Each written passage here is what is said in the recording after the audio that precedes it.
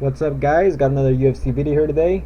It's going to be on the UFC Fight Night card, UFC Fight Night 88, ALMEIDA versus GARBRANDT, and I'm going to be talking about the Fox Sports 1 main card, and I'm going to be giving you guys my predictions and picks, and do a little bit of analysis on the fights.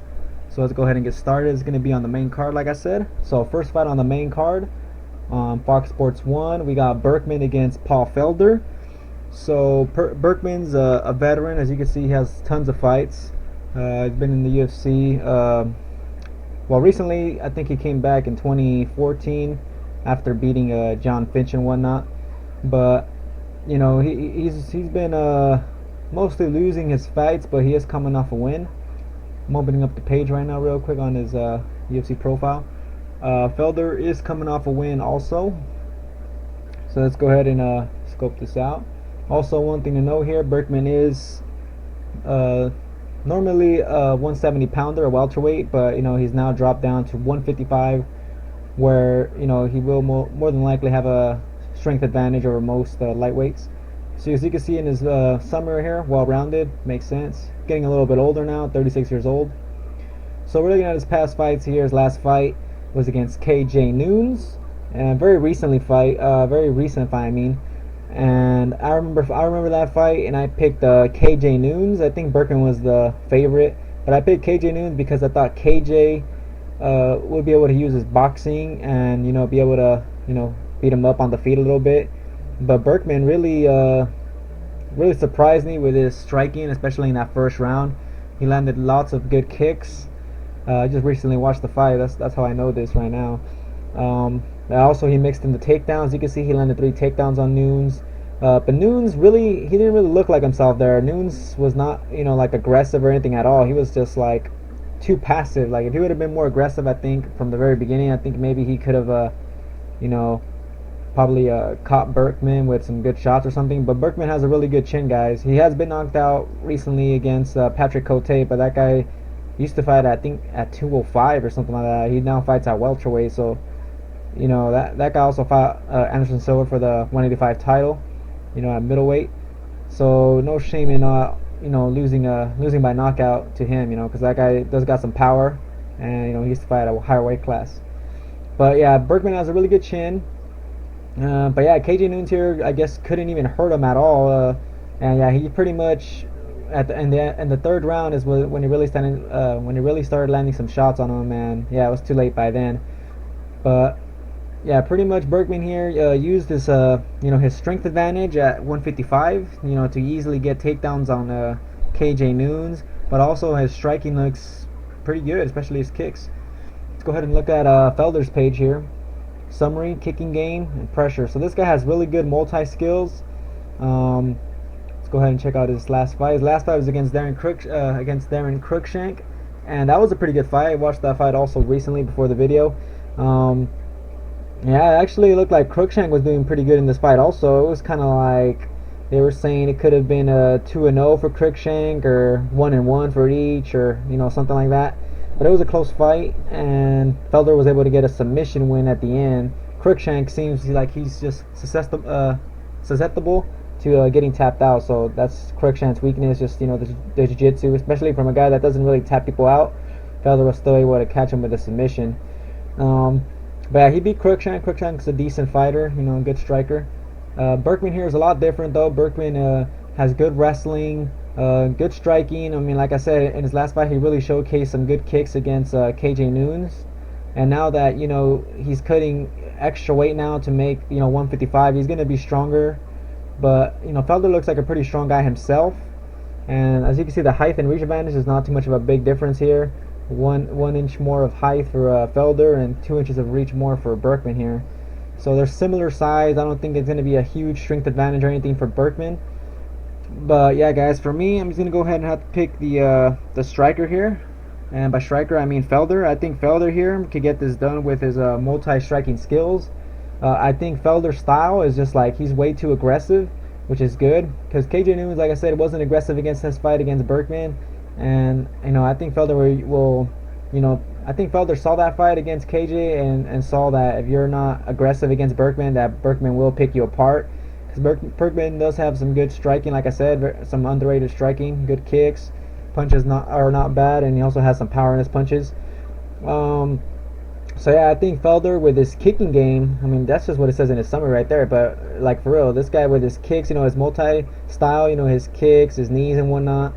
Mostly his kicks though. I think his kicks will really affect Burkman if Felder lands some kicks early, or just that pressure. Just putting the pressure on Burkman, landing some punches, some kicks to the body, some leg kicks, and all that stuff like that. The only problem here is Felder's takedown defense. I mean, if we look at his last fight against Cruikshank's not a super good wrestler, and he was still able to get 3 takedowns on him. Pearson was able to get a takedown on him, and that's pretty much it for the recent of his fights. But his takedown defense does seem pretty good, so I say if Felder could keep this on the feet, it's going to be his fight all day. I don't think Burkman can hang with him in the feet, or on the feet. But that's if he could keep Burkman off. And maybe Burkman might be very aggressive and try to back up Felder, get him against the cage, try to land those takedowns and whatnot, mix in the striking, to be able to get those takedown openings. But yeah, I'm just going to go ahead and go with Felder here, and I think Felder will get a finish, guys. Burkman does have a good chin, but he is cutting extra weight, so that means his chin is a little bit weaker than it was back at 170. So I'm picking Felder here, and I say Felder gets a second round TKO or knockout, guys. Alright, so that's my pick for that fight. Let's move on to the next fight. George Masvidal against Lorenz Larkin. Two really good fighters, and also two favorites. I like watching Masvidal fight. I also enjoy watching Larkin's fight, especially with his really good striking. Masvidal has a great striking, also good boxing. Mixes in his takedowns and whatnot. He's a very underrated fighter. Really good record, 29-10. He's a veteran already. Almost 40 fights. This is going to be his 40th fight right here. Larkins used to fight at, I think, up as high as 205. Now he's fighting at 170. Masvidal is coming up a weight class. Used to fight at 155. Is now fighting at 170. So let's go ahead and open up their pages real quick. So we got Masvidal's page right here. Summary Heart. So as you can see, his last fight was against Bendo. He lost that fight by split decision, but obviously it was close. Benson Henderson looks like he got more takedowns, got a little bit more striking off. But before that, his debut to 170, he fought against Cesar Ferrell, and he was able to knock him out very early in the fight. First round knockout for him. So that was pretty impressive. It shows that Masvidal, well, he does have some power, but not a crazy amount of power. But yeah, pretty much Cesar here doesn't have a good chin, and he just got caught pretty cleanly. But Masvidal could compete, with some welterweights. But about Lorenz Larkin here, though, this guy, has some power. Like I said, this guy used to be as high as 205, I think. But he's fought more times at 185. So this guy, he's fought bigger fighters than Masvidal. So Larkin here is gonna have the strength advantage, and I don't think he's gonna get hurt or anything by Masvidal either. And I don't think Masvidal's power is that good to be able to hurt Larkin. But anyways, his summary here: agility, creativity, power, and finishing ability. This guy is a finisher. We look at his stats right here. 63% of his fights he wins by knockout out of 21 fights there, or 22 fights actually. Didn't see that no contest. Anyways, he is coming off a split decision loss to Albert Tumanov, who a lot of people were really high on. A lot of people were on that hype train. I was on that hype train too. I should have shouldn't have been too much on the hype train, because he got really exposed in his last fight against Gunnar Nelson. His takedown defense, his ground game is just not that good, and yeah, he got really exposed there. But yeah, that was a split decision loss, and maybe it could have went either way. Larkins landed really good kicks, but Tumanov did have the forward pressure and the boxing. But that was a close fight anyway. But before that, you see this at 170. This guy's been knocking people out. He knocked out Santiago Ponzinibbio, who's a really good fighter, good striker. Then he also beat John Howard, who is kind of like a wrestler, I think. Anyways, he knocked them both out, first and second round knockouts. So this guy has some power. Masvidal here, he does have good chin. He's durable. But I'm gonna go ahead and lean with Larkin here, guys. This guy is a beast. His striking is really good. I think if Larkin here could keep it on the feet, he'll for sure get a win here. Hold up, guys. Sorry about that, guys. Bandicam cuts off at 10 minutes. Anyways, back to Larkin over here. Yeah, I think if he could keep this fight on the feet, really use his striking, his leg kicks, his punches, because this guy has good overall striking. His kicks are a lot better than his punches, though. And, you know, I say if he could keep it on the feet, he's gonna win pretty easily. I don't think Masvidal's striking super good, you know, to hang with Larkin on the feet. Masvidal doesn't have that boxing like Tumenov does, so he's not gonna be able to do that same game plan Tumenov did to a Larkin. I think Masvidal here is gonna have to utilize his grappling skills. As you can see, he has really good grappling skills. His takedown average 2.15, really good takedown accuracy. So I think Masvidal wants to win this fight. He's gonna have to try to take the fight to the ground, but as you can see by Larkin's takedown defense, about 78% right there.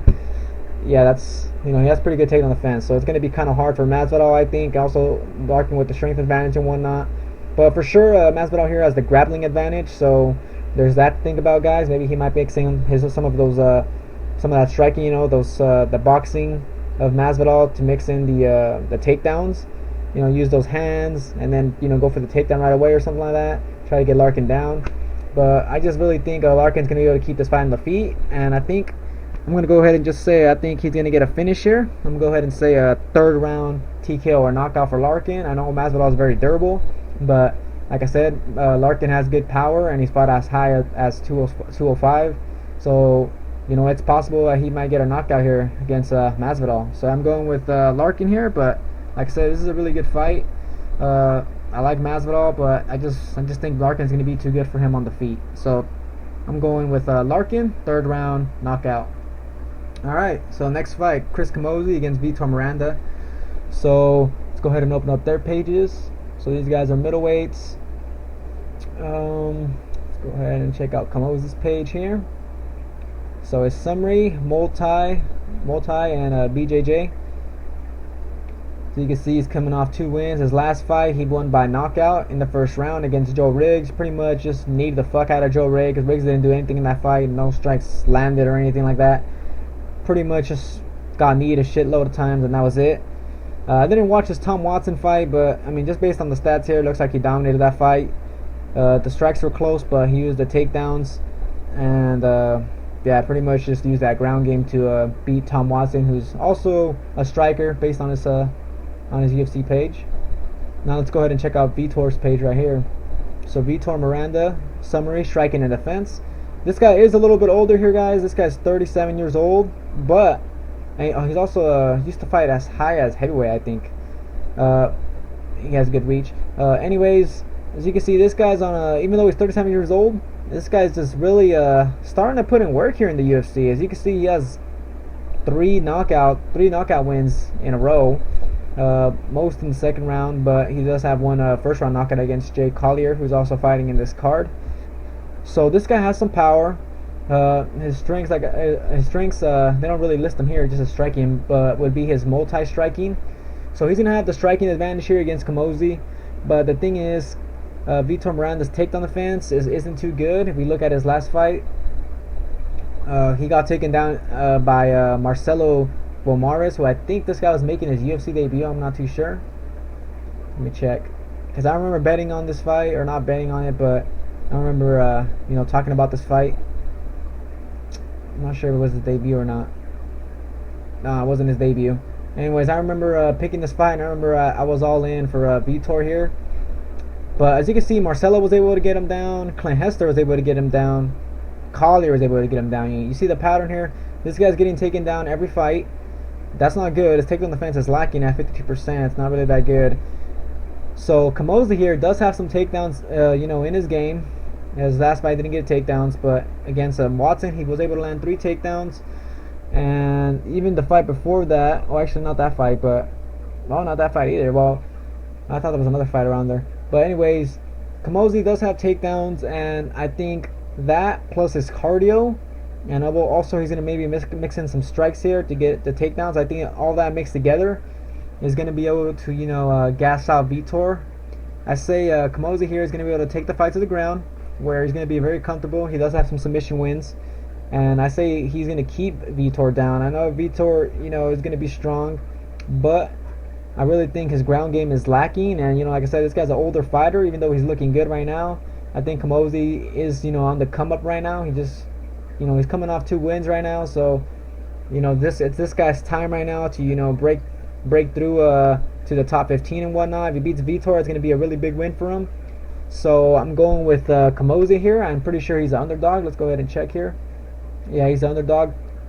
But yeah, I'm going with Camozzi here, guys. And I say, like I said, I'm pretty much saying that Camozzi here is going to use his striking, his takedowns, all that. You know, his ground game. He's going to use all his martial arts skills to beat Vitor here. Also, Camozzi's going to have the cardio advantage. I think he trains at, you know, at Denver or something like that. So, you know, he's going to have the cardio advantage for sure. This guy does not get tired. Another thing here, guys, is Vitor's winning by knockout, and Camozzi has never been knocked out in his MMA career. So, Camozzi is very durable.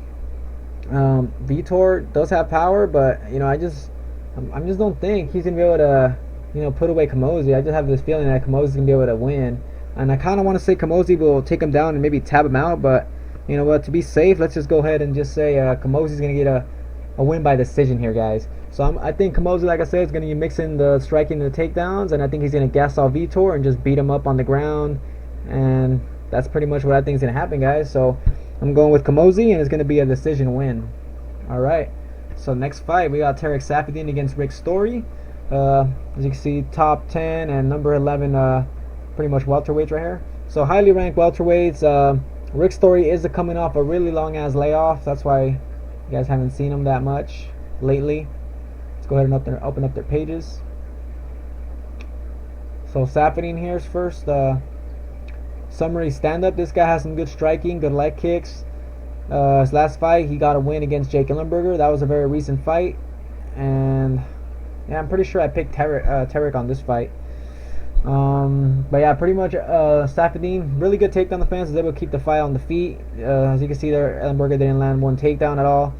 Saffiedine able to keep the fight on the feet, uses really good striking, you know, his leg kicks, his movement to be able to, you know, squeak out that win, or to pretty much win that fight. But he does get caught, I think, in that fight, and you know, it does get rocked a couple times. Like, this guy's chin doesn't seem to be too good, so there's that to think about, guys.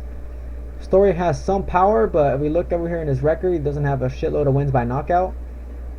But as you can see, here's his summary: conditioning, scrambling ability, punching power, and elbows.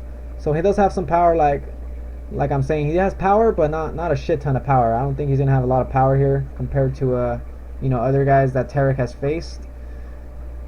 So we're looking at this guy's last fight. As you can see, he's fought, you know, almost, that's a long ass time, almost 2 years ago.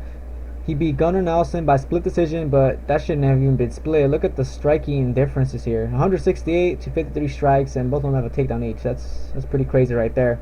Pretty much, Rick Story beat up Nelson right here, and before that he beat Leonardo Mafra by second round submission. Story here has good wrestling, striking's, you know, improving, but the thing is, we haven't seen him, you know, in a while. I don't know how much this guy has improved. So there's that to think about. But you know, he's a good fighter. But Tarek here, like I said, this guy has this takedown defense, and Tarek, I think, almost pulled out of this fight here. He has like a little cut on his knee or something like that, and yeah, supposedly he almost pulled out of the fight. But you know, he's still in the fight here, so you know, everything's good. He looked good on the weigh-ins, you know, didn't look too effective there with the cut. And anyways, when they fight, you know, they're not gonna feel any of that. But anyways, guys, Tarek here, I think with the striking, is gonna be able to get this fight done. I'm mostly picking him because we haven't seen Story in such a long time. Tarek is coming off a win against Jake Ellenberger, who is, I would say, kind of similar to Rick Story, because Ellenberger and Story both have good wrestling, both have good power, and I would say Ellenberger has better boxing. So Ellenberger couldn't get it done, couldn't get the fight to the ground, and even though Ellenberger really doesn't utilize his wrestling much, I don't think Story here is going to be any different. I think Saffiedine has just really good damn takedown defense. You look at that takedown defense, almost 90%. I think he's going to be able to keep this fight on the feet, and even with that weird cut on his knee or whatever, I think he's still going to be able to get this done, guys. I just got to pick him because we haven't seen Story in such a long time. I think that layoff will affect him. So I'm picking Tarek Saffiedine by decision, and I say he's just going to pretty much outstrike him with those leg kicks. Alright, so let's go ahead and move on to the next fight. Alright, so the next fight, co-main event here, guys. We got Renan Barao against Jeremy Stevens. So let's go ahead and open up their pages. So as you guys already know, Barao, it used to be the champion at 135. You know, there was a lot of talk before, before he lost, that he was like the pound for pound fighter and all this stuff like that. But yeah, he is coming off loss right now. But anyways, the summary: submission, striking, and training team. So as you can see, he is coming off a loss to TJ Dillashaw. This guy is just like his weakness. There's like nothing Barao can do to him. It seems just like TJ Dillashaw just pretty much has his number. So now Barao's jumping up a weight class. He used to fight at 135. It's pretty much his whole career, I think. And now he's at 145, where he doesn't have to cut that much weight, because this guy was already pretty big to begin with. He's a pretty big bantamweight.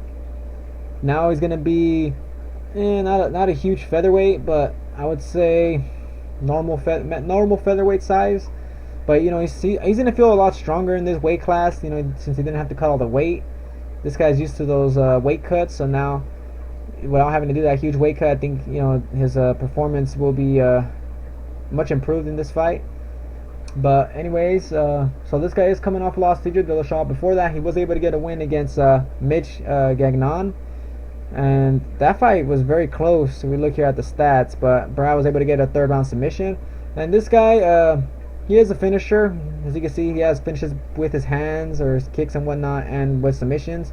But he's also fighting a guy who also is a huge finisher with his hands. This guy has knockout power, guys. Heavy hands, heart, never gives up. Jeremy Stephens right here, 145er, and this guy's a big 145er, 5'9". Used to fight at 155, weighed in at 146. So did Barao, though. Anyways, this guy's coming off a loss to Max Holloway, but I mean, there's no shame in losing to Max Holloway right now. This guy is a damn beast right now at 145. Holloway should be fighting for the title very soon. But before that, this guy beat Dennis Bermudez, who, I thought Bermudez would have won that fight, but, Stephens was able to just catch him with a really clean, I think it was a knee, and yeah, I was able to knock out able to knock out Bermudez. So, before that, he lost his fight to Oliveira, Cub Swanson, and then after that, he actually beat Darren Elkins there. But both these guys are good fighters, especially Barao. This guy's former champion. Stevens ranked number 9 at featherweight, so this is a good fight for Barao here. On his introduction here to the 145 weight class, featherweight. So good introduction fight here from Stephens. Is not a low ranked opponent. He's number 10.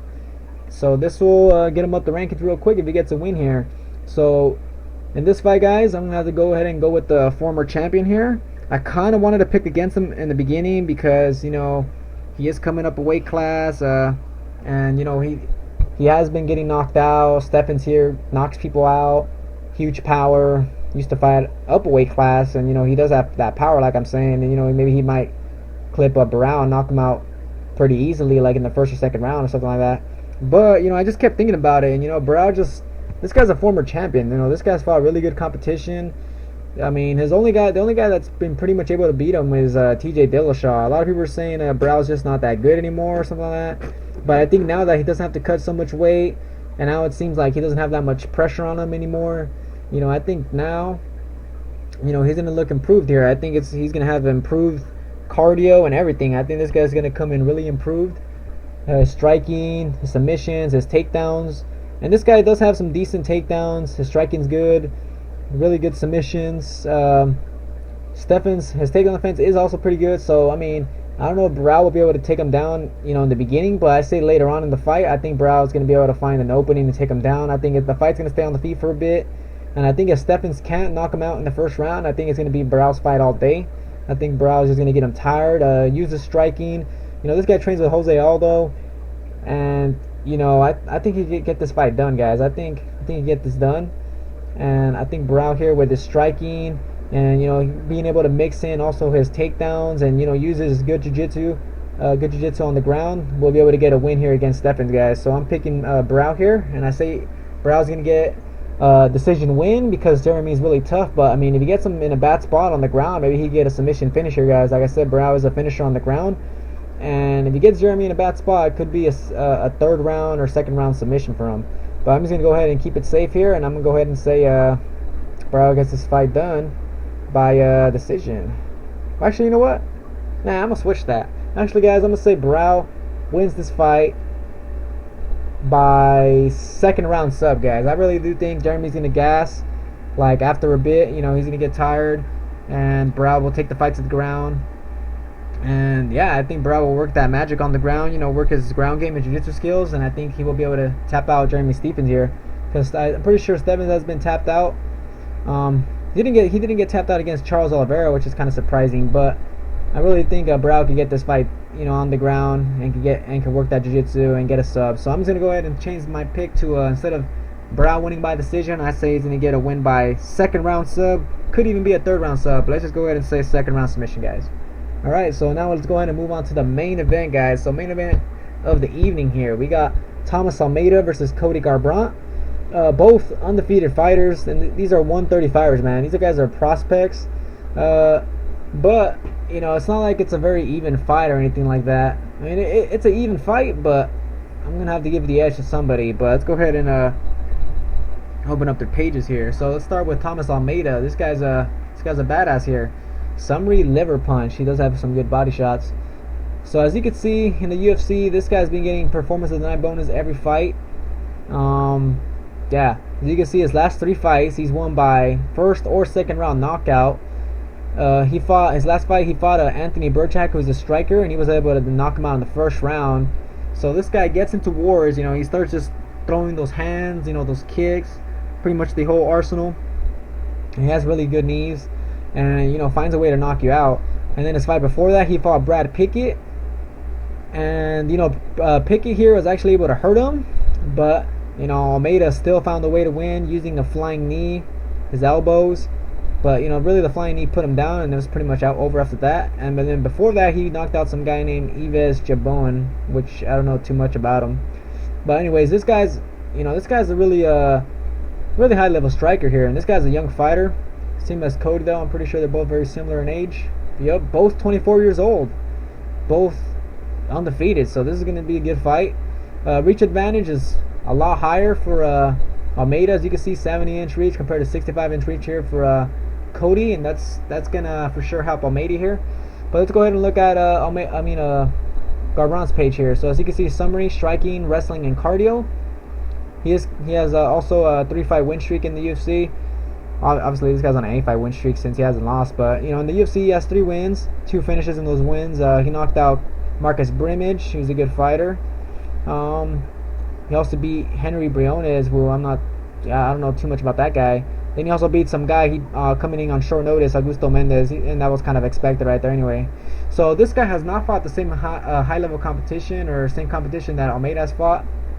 I would say Pickett is a way better fighter than, you know, these 3 other guys right here that this guy's fought.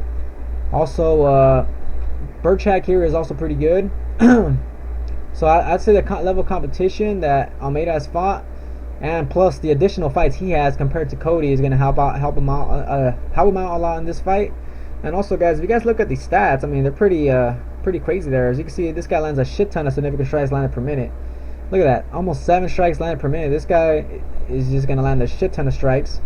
Cody does have a wrestling background, but I mean, is he going to be able to take down Almeida? I don't really think so. I think Cody's going to want to keep this fight on the feet and use his boxing. But the thing is, Almeida is just so good on the feet, you know, with his kicks, his punches, his knees, his elbows, all that good stuff. You know, his multi-striking combined with the boxing. And yeah, I just don't think Cody's gonna be able to handle that. This guy's just vicious striking on the feet, good power, and yeah, guys, I'm gonna have to go ahead and pick Almeida here. This guy's a beast. Been watching this guy for a while now, and Cody's a good fighter, but I just don't think, you know, it's his time right now. I think it's Almeida's time, and I think Almeida here is gonna get a second round knockout, guys. I think Almeida's just gonna be able to beat him up on the feet. I think he's gonna stuff those takedowns, and you know, he does get hit a lot, but I don't think Cody's gonna be able to knock him out. I think Almeida here is gonna be able to survive that, and I think he's gonna be able to knock out Cody. So I'm picking Almeida here, gets this fight done, and that's it for my picks, guys. Let's go ahead and refresh here. I got on this fight Felder, second round knockout. The Larkin fight, I got Larkin, third round knockout. Kamosi by decision. Saffiedine by decision, and I had Barao by decision, but let's go ahead and just say second round submission by second round submission for Barao. And finally, the Almeida fight, second round KO for Almeida here. So yeah, guys, those are my picks. Hope you guys enjoyed the video, and as always, yeah, check out my DraftKings link below in the description if you guys want to join DraftKings, possibly make some money. I know I'm going to be, trying to make some money tomorrow night, since right now it's Saturday and the fights are on Sunday. Don't forget that, guys. Fights are tomorrow. But yeah, guys, that's it for my my video here on the picks. I already done the picks on the main card, prelims, and Fight Pass prelims. Now you guys can check out all the videos, and yeah, I'll be also making a post-fight video, result/review, and talk about how good my picks did and whatnot. And yeah, guys, that's gonna be it. Catch you guys on the next video.